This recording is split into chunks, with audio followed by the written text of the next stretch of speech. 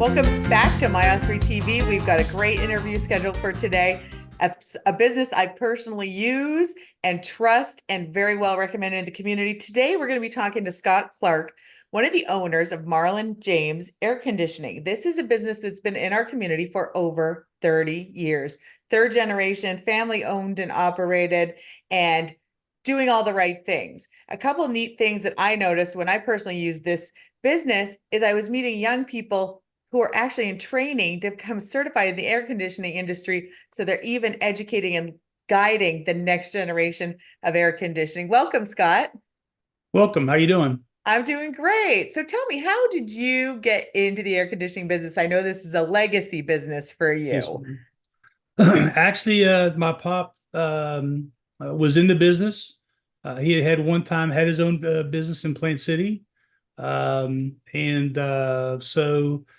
when I turned 15, it's what I started to do, and just kind of fell in love with it. I've always been a hands-on person, and just fell in love with how we were able to build and install air conditioning in homes and businesses, and it's all I've done since then.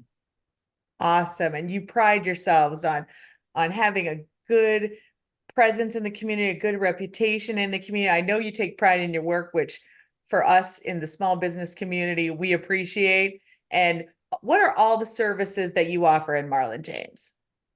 Well, we offer residential. So for residential homes, we provide service for repairs. We also have maintenance plan, Reds Club, where we come out twice a year to clean the system for you. And then when it's time to put a new system in, we also can take care of that for you. On the commercial side, it's basically the same thing. We service, repair. We have maintenance programs for companies, businesses, and as well as when it's time to replace, then we're able to help them out with the replacements of equipment. Wonderful. And I know you also take pride in the how your staff looks when they're out in the community. You've got your embroidered shirts, everybody's branded, and it looks really sharp. You've got your trucks out in the community. How important is it to you that you present a professional front out in the community? Well, it is very important because each person and our trucks are an extension of who we are. So we want to represent ourselves professionally as we go into the community and meet homeowners and business owners. So we need to look good as well as perform good as well. Exactly. Well, you do a great job of it. And when I was meeting a few of your younger technicians who were students, what really impressed me is you really try to guide them into getting licensed, right? Yes, ma'am. Tell me a little So bit about that program. we are a member of RACA, which is an organization for refrigeration air conditioning companies. It has a 4-year program that we send them to. We pay for them to go to it. So that they get the hands-on training while going to school to do the book work and to get some of the basics, understanding of air conditioning, the low voltage, the high voltage, brazing, building duct work. So they get the school aspect as well as the day-to-day on-hands training. And that really, they're the future of the company. So we encourage educating the new generation as they come into our business, and we're excited as we have the opportunity to bring a young people into our company.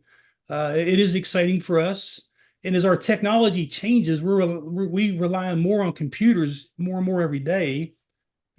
That also has brought some excitement to the younger generation, where we're using a computer to do some of the diagnostics of a system.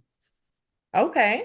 And and I think that's so important. I listen to Mike Rowe a lot, from Mhm. Dirty Jobs. Oh I yeah. listen to his podcast, and he does a lot of work ethic scholarships. And this Mhm. sounds like the perfect training program and opportunity that guides a young person who might have an interest in this industry, and then you're going to support them through their education, give them a job while they're going to school, and they're going to come out with a guaranteed position in their industry.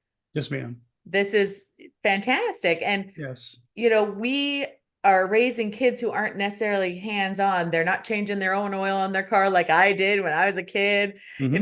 When I grew up, we had to winterize vehicles. So you had to change out the fluids and put on winter tires and do things like that.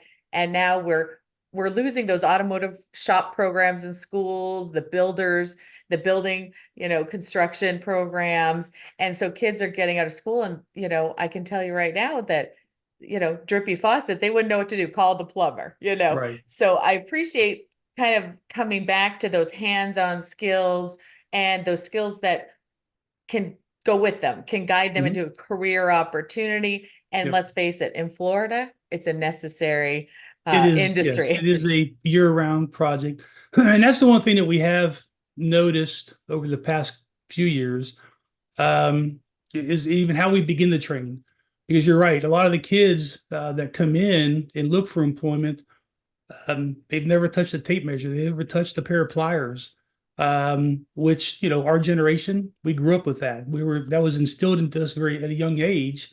So it has changed how we approach and how we even begin training. It starts at the very, very basics of just what tools are and how to safely use them.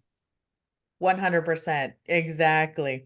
And even what is a Phillips head? What is a flathead Exactly. screwdriver? I'm a little embarrassed. I've got, 19 and 23-year-olds. And what we bought them when they kind of got grown and flown was toolboxes. Yeah. They didn't already Yeah. have one, which is kind of Yeah. sad. We had to build them one, but hopefully we'll be able to adjust that and they'll be able to do a little bit for themselves. But it's great that you're doing that. Give me one or two tips that you would say have helped your company stay successful for 30 years in our Mm. community. Um, I think for us, it's really understanding that our foundation is building relationships. That's really the core of who we are. And our desire is to build a relationship with the person. Um, and also to take ownership. It would be easy for us to say we're perfect and we've done everything exactly 100% right. That wouldn't be true. We make mistakes, but you take ownership of that mistake and you whatever is needed to make that right, you do that. And you do that willingly. Uh, and the mistake is soon forgotten. It's just what's remembered is how you dealt with that mistake and we moved forward in that relationship. So those are really the two key, is just to build relationships and surround yourself with really great people that share the same desire of serving others, and who are willing to put forth the serving aspect over your own self. Those are two really great points, and they've obviously served you well to be Yes, ma'am. established in our community for 30 years, surviving through business through a pandemic Hmm. and also through supply chain issues, because I Yes, know ma'am. for a time it was difficult to get materials because Yes, we ma'am. just, shipping was delayed and manufacturing was delayed, and we hit that time frame when it was hard to even get materials to do the jobs that needed to get done.